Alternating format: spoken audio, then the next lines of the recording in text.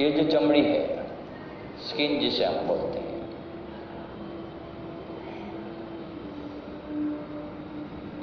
ये मिट्टी के बने हुए हैं।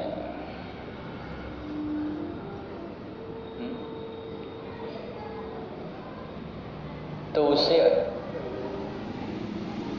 पृथ्वी तत्व लोग कहते हैं। लेकिन शुरू कहां से करेंगे? शुरू अग्नि तत्व से करेंगे कि पहले अग्नि तत्व को शुद्ध करना पड़ेगा। अग्नि तत्व आयुर्वेद में उसे अग्नि चिकित्सा बोलते हैं आयुर्वेद में।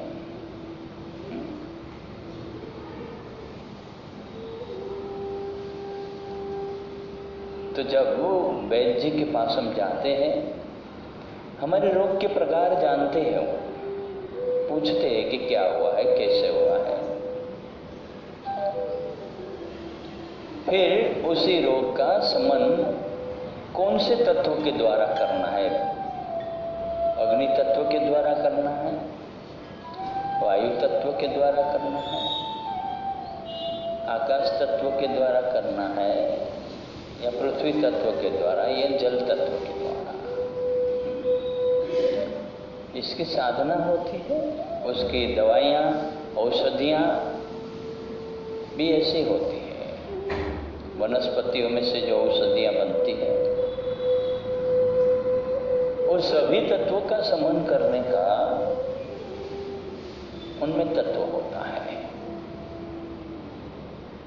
तो ज्यादातर लोगों को अग्नि तत्व का प्रॉब्लम ज्यादा होता है, फिर वायु तत्व का होता है।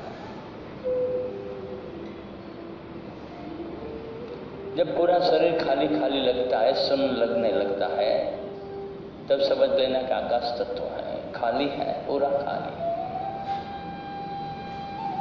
जब वायु विकार होता है तो हमको पता है गैस, एसिडिटी वगैरह वगैरह कुछ भी हो जाता है। एसिडिटी होती है तो अग्नि तत्व है।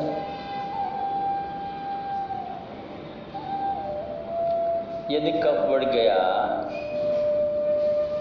तो अग्नि से भी कफ बढ़ता है और जल तत्व से भी कफ बनता है।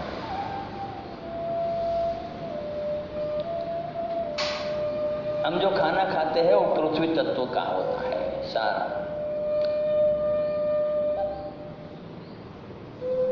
क्योंकि शरीर का जो विकास होता है पृथ्वी तत्व से होता है, लेकिन उसको पकाता है कौन? अग्नि तत्व।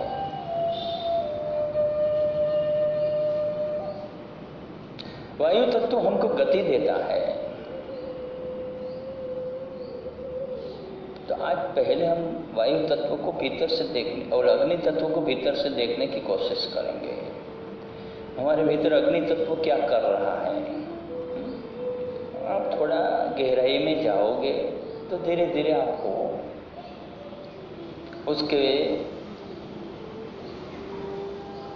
उसकी जानकारियां मिलने लगेगी। उनके तत्व भी हमें जानने मिल जाएंगे। तो वे अग्नि तत्व का ध्यान करो, फिर तत्व बदलते जाएंगे, ध्यान की परिस्थितियां बदलती जाएंगी।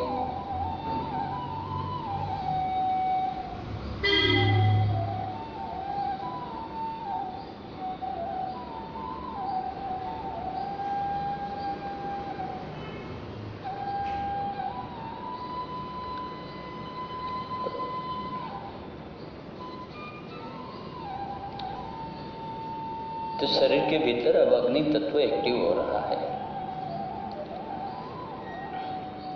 शरीर में बैलेंसिंग करना है अग्नि तत्व का। ज्यादा है तो उसे कम करना है, कम है तो उसे ज्यादा करना है। मतलब शरीर की जितनी भी जरूरियातें हैं अग्नि तत्व की, उसी का इस्तेमाल हमें करना है।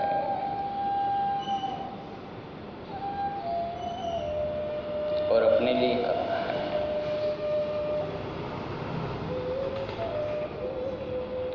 जो हम खाना खाते हैं ना, वो अग्नि तत्व के कारण पाचन होता है, जिसे हम जठराग्नि बोलते हैं।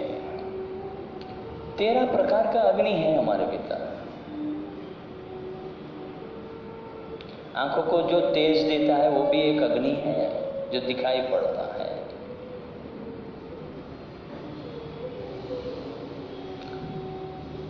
खाना खाते हैं उसमें से जो हड्डियां बनती है वो अग्नि तत्व के कारण बनती है।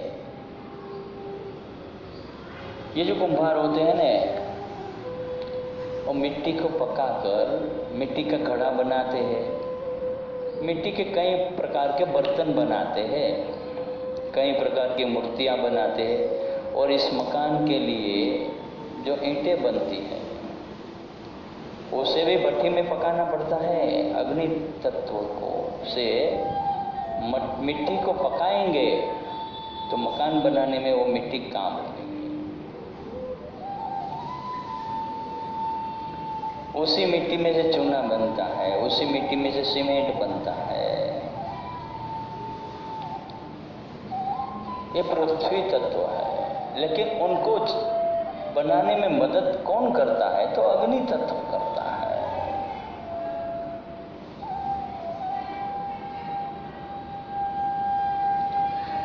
ये कपड़े को कौन सुखाता है? अग्नि तत्व सुखाता है।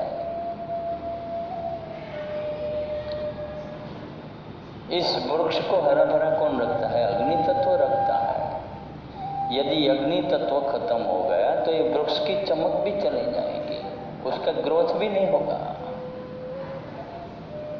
खेतों में बहुत पानी आ जाता है ना, कई दिनों तक पानी नहीं रहता, जो उसमें बीज बोए हैं वो खत्म हो जाते हैं। उसमें से उस दाने में से बीज में से वृक्ष नहीं निकलता, कुछ भी नहीं निकलता। वहीं पर पड़े पड़े वो बीज खत्म हो जाते हैं, उसका विकास नहीं होता। तो कुछ दिनों के लिए वराप हमारे गुजराती में बोलते हैं।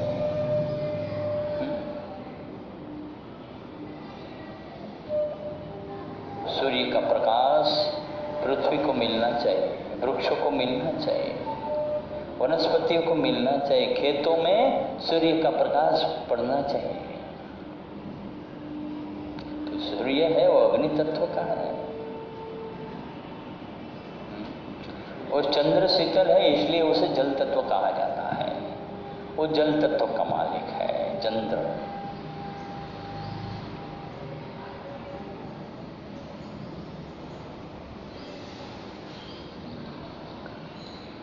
उसके बाद वायु तत्व है। वायु सभी को गति देता है, हमारे विचारों को गति देता है, हमारी बुद्धि को गति देता है, हमारे चित्त वृत्तियों को गति देता है, हमारे अहंकार को गति देता है, हमारे क्रोध को गति देता है, हमारे लोभ को गति देता है, हमारे मोह को गति देता है। तब भीतर जो सांस आ रहा है जा रहा है उसी का ध्यान करेंगे, उसे वायु तत्व कहते हैं।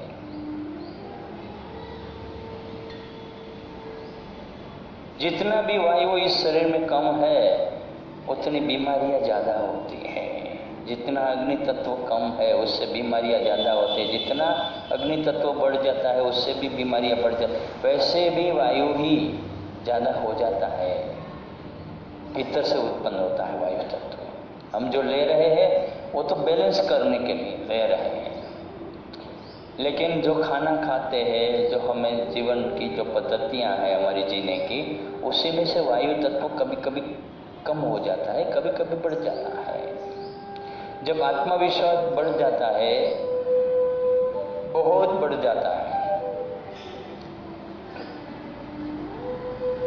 वो इतना बढ़ जाता है कि उसे कंट्रोल करना पड़ता है। जैसे लोग बहुत पागल हो जाते हैं, बहुत गुस्से हो जाते हैं, तो उसे कंट्रोल करने के लिए क्या करना पड़ता है? इंसान को ठंडा पालना पड़ता है, उसको समझाना पड़ता है। तब वायु तत्व जब शांत होता है, और कभी कभी इंसान डिप्रेशन में आ जाता है, तनाव में आ जाता है, तो वायु तत्व कमजोर हो गया है, तो उसकी कमजोरी भी हमें परेशान करेगी, हम पागल हो जाएंगे। दो प्रकार का पागलपन है।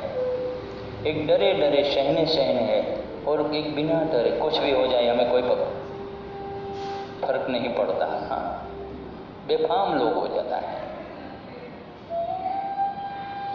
बेअदब हो जाते हैं, बेफिक्र हो जाते हैं। तो ऐसे लोगों को वायु कंट्रोल करना पड़ता है। तो प्राणायाम के द्वारा, ध्यान के द्वारा ये हमारा वायु कंट्रोल होता है, जो हमें जीवन में गति देता है। उसी को जगाना पड़ता है, उसी को बढ़ाना पड़ता है, उसी की साधना करनी पड़ती है।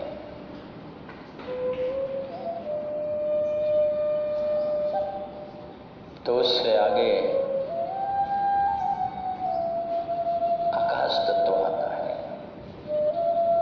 लोग गुमराह हो जाते हैं आकाश तत्व में, कहीं खो जाते हैं, पता ही नहीं चला। जो जिसको बोलते हैं ना, याददाश्त कमजोर हो जाती है, उसका आकाश तत्व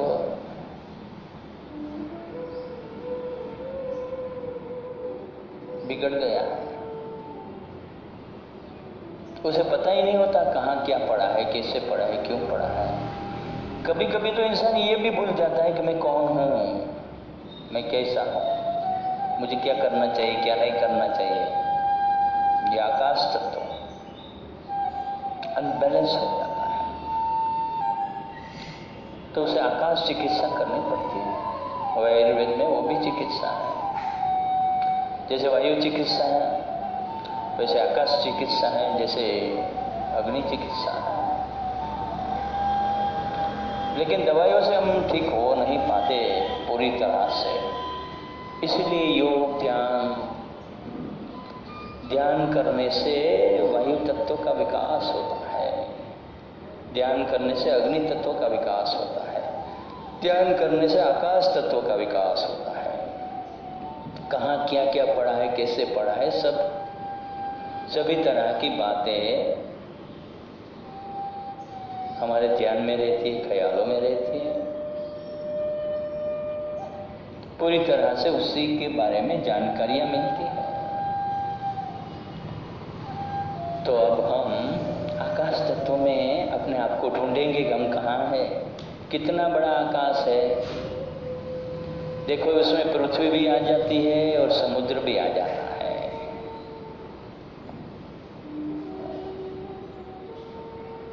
जितने भी लोग हैं, वो सारे लोग,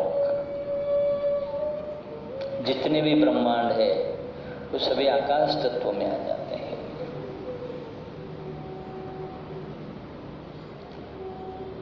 तो हमारी सोई हुई शक्तियां कहाँ रहती है? आकाश तत्व में रहती है।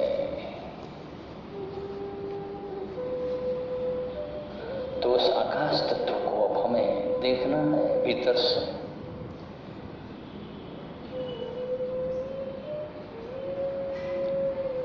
ये सारी धरती, ये सारा गगन,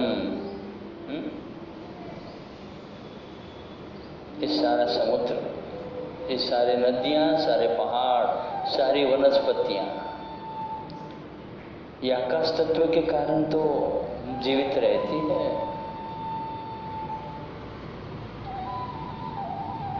सभी प्रकार के